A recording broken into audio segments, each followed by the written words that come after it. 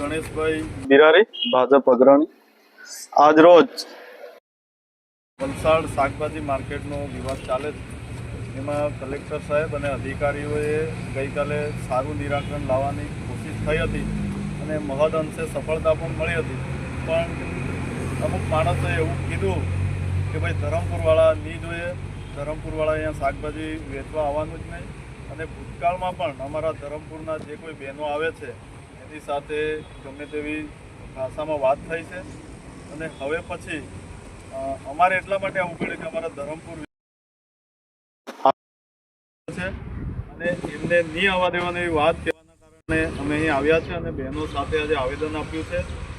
અને જો અમારા બહેનોને ન્યાય નહીં મળે અને અમે કંઈ બહારના નથી, અમે જિલ્લાના જ માણસો છે, તો અમે જો વ્યવસ્થિત કામગીરી નહીં થાય તો આગળ પણ અમે ગાંધી ચિંધ્યા માર્ગે આંદોલન કરીશું અને અમારા બહેનોને ન્યાય અપાવીને રહીશું।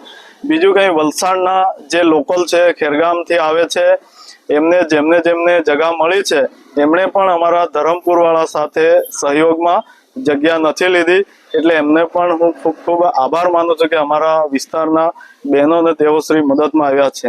એટલે મારી તંત્રને એટલી જ વિનંતી છે કે અમારા ધરમપુરના બહેનો છે કે જે કોઈ પણ નાના પાથરણાવાળા છે એને પણ વ્યવસ્થિત જગ્યા એલોટ કરવામાં।